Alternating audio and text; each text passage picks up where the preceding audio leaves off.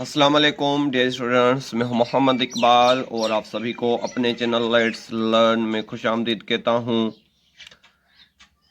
Dear students, आज हम class 6 की मैथमेटिक्स के बारे में पढ़ेंगे और जिसका ताल्लुक सिंध टेक्स्ट बुक बोर्ड से है और उसके अंदर जो है एक्सरसाइज 1.2 उसके अंदर जो है 4 नंबर क्वेश्चन जो दिए हुए हैं उन्हें सॉल्व करने की कोशिश करेंगे।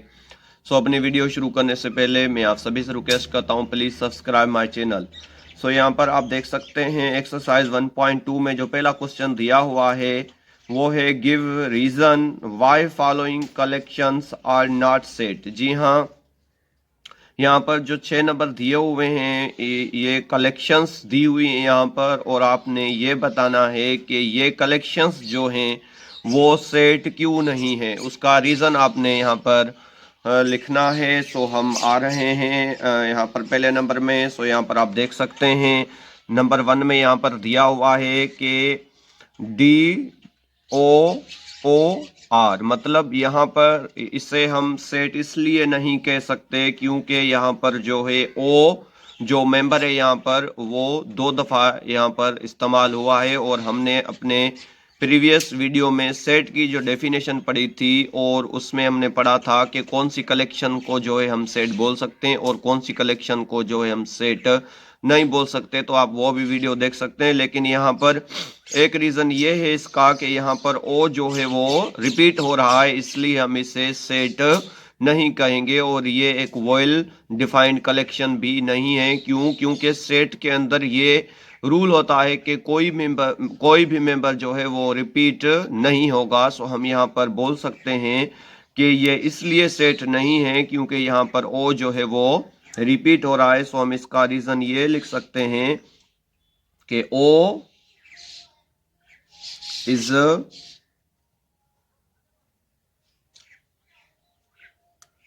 इज रिपीटिंग, जिसके लिए एक सेट नहीं है क्योंकि ओ यहाँ पर रिपीट हो रहा है। दूसरा यहाँ पर नंबर दिया हुआ है, यहाँ पर भी आप देख सकते हैं स्टार जो है यहाँ पर शेप्स दिए हुए हैं और स्टार जो शेप है वो 2 दफ़ा है यहाँ पर। हम लिख सकते हैं यहाँ पर कि स्टार इज रिपीटिंग।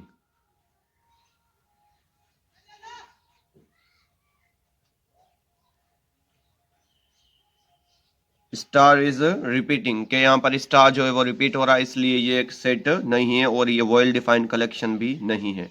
नंबर तीसरे में है AFDA। यहाँ पर भी आप देख सकते हैं कि ए जो है वो 2 दफ़ा यहाँ पर आया है, रिपीट हो रहा है। हम नंबर 3 में लिखेंगे ए मेंबर इज रिपीटिंग या ए इज रिपीटिंग, इसलिए ये भी एक वेल डिफाइंड कलेक्शन नहीं है। नंबर 4 में है कि यहाँ पर दो दफ़ा आया है, 3 2 दफ़ा आया है और 4 जो है वो भी 2 दफ़ा आया है। तो हम यहाँ पर बोल सकते हैं कि 2 3 एंड 4 आर रिपीटिंग। यहाँ पर जो है 2 3 और 4 जो है वो रिपीट हो रहे हैं, इसलिए ये एक सेट नहीं है। और सेट ऑफ ब्यूटीफुल बर्ड्स, इसको हम जो है बयान नहीं कर सकते, लेकिन हर बर्ड हर किसी के लिए खूबसूरत नहीं हो सकता। यहाँ पर चॉइस आ जाती है, कोई किसी चीज़ को जो है लाइक करता है, मतलब कोई किसी बर्ड को लाइक करेगा, कोई किसी को डिसलाइक करेगा। तो हम यहाँ पर बोल सकते हैं it is not well defined और ये एक सेट नहीं है। और सेट ऑफ गुड प्लेयर्स, यहाँ पर भी जो है चॉइस की बात आ रही है। तो कोई जो प्लेयर है कोई किसी प्लेयर को लाइक करता है तो दूसरा जो है कोई किसी और प्लेयर को लाइक कर सकता है। तो यहाँ पर भी जो है एक लाइक डिसलाइक की बात आ रही है। तो हम यहाँ में से बोल सकते हैं कि यहाँ पर जो है इनके लिए एक ज़ाती राय हर किसी की अलग अलग है। तो हम इसलिए बोलेंगे ये जो दोनों हैं नंबर 5 देन 6, ये दोनों जो हैं वो वेल डिफाइंड कलेक्शन नहीं है।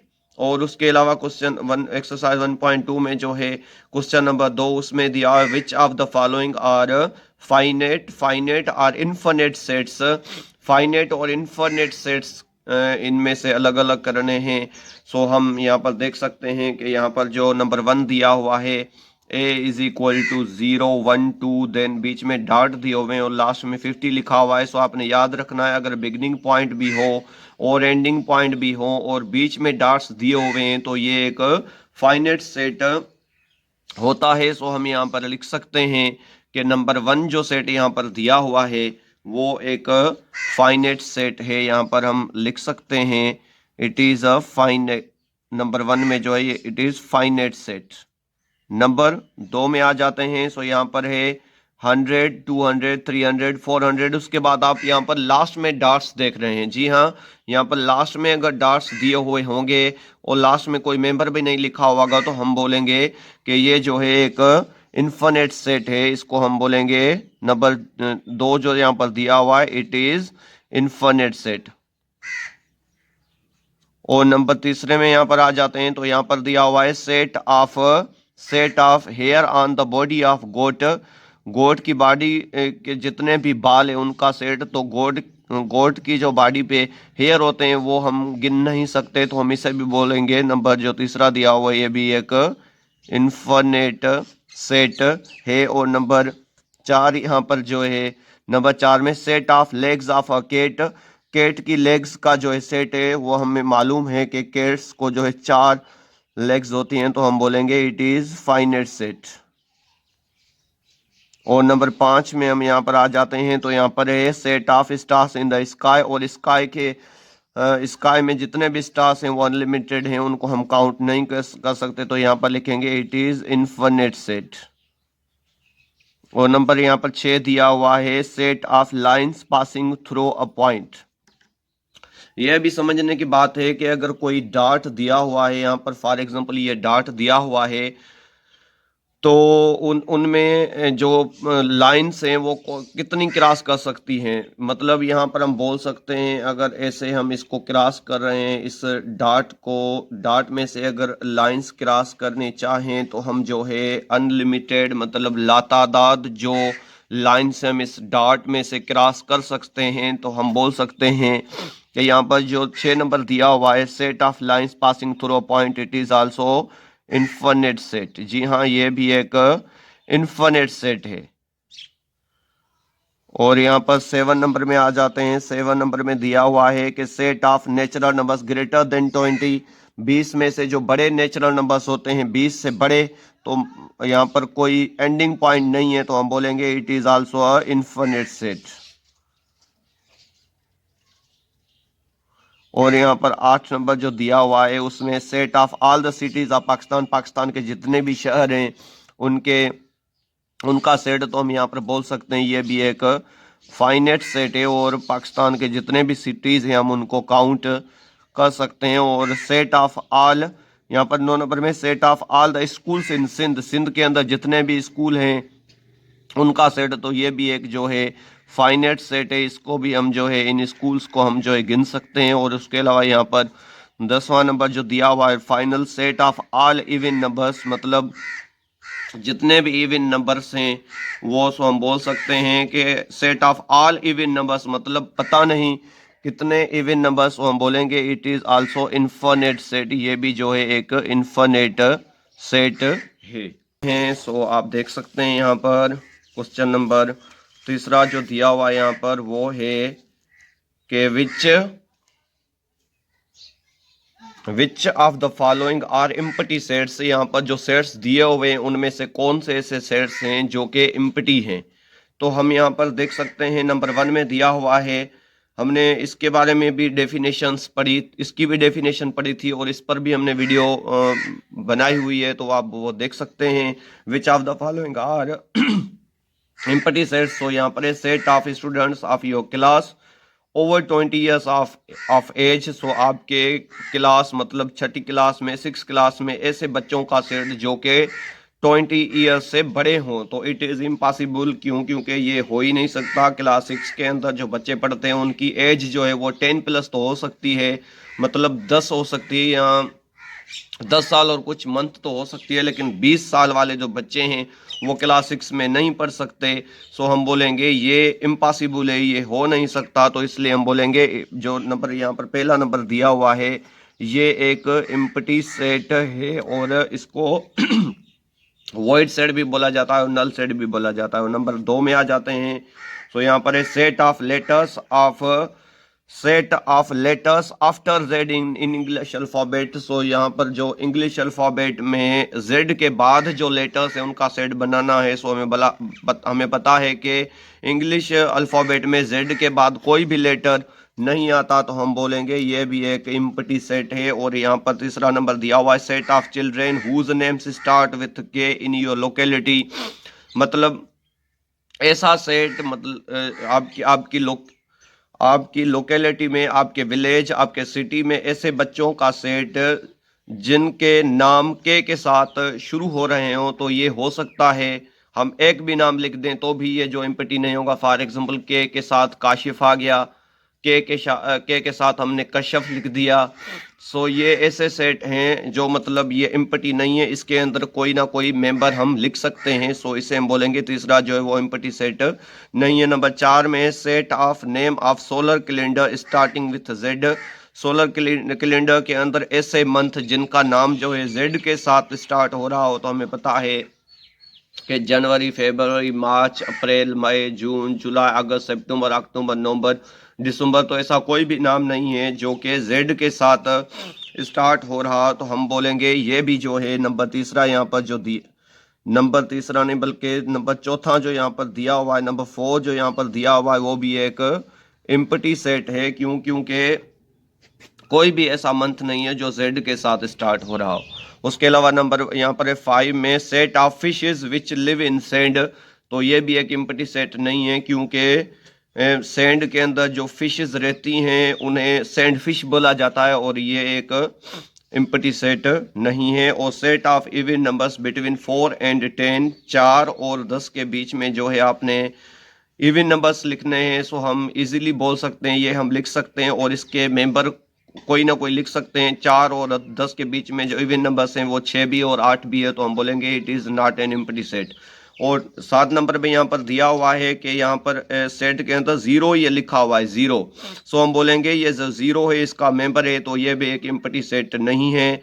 और उसके अलावा 8 नंबर में यहाँ पर है एम्प्टी सेट के अंदर एम्प्टी सेट लिखा हुआ है, तो ये एम्प्टी सेट के अंदर ये जो एम्प्टी दिया हुआ है ये इसका एक मेंबर है, तो ये भी एक खाली सेट नहीं है।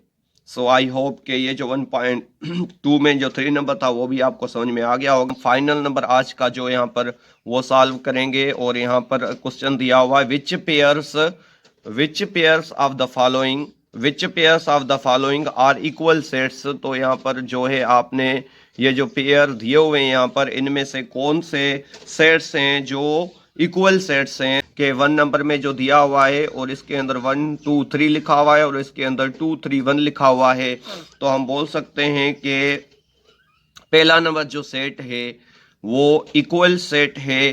क्योंकि हमने पढ़ा था कि इक्वल सेट के अंदर जो मेंबर होते हैं वो दोनों सेम होने चाहिए।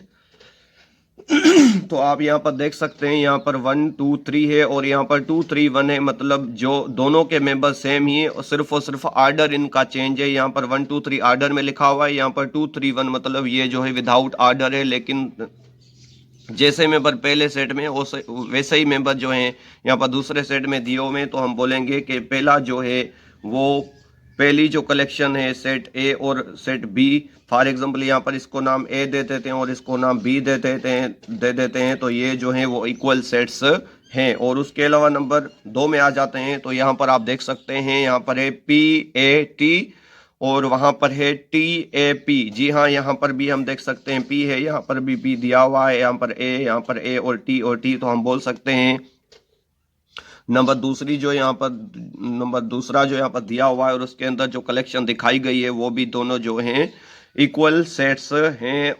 सिर्फ उनके अंदर एक ही चीज़ जो है वो डिफरेंट है कि यहाँ पर जो है इनकी तरतीब जो है मेंबर्स की वो मतलब नहीं है। यहाँ पर PAT लिखा हुआ है, यहाँ पर TAP लिखा हुआ है, मतलब हम इन्हें बोल सकते हैं कि दोनों के मेंबर जो हैं वो सेम हैं, जैसे इसमें वैसे उसमें। तो हम बोलेंगे दूसरा नंबर जो यहाँ पर दिया वो भी एक इक्वल सेट है। नंबर 3 में आ जाते हैं।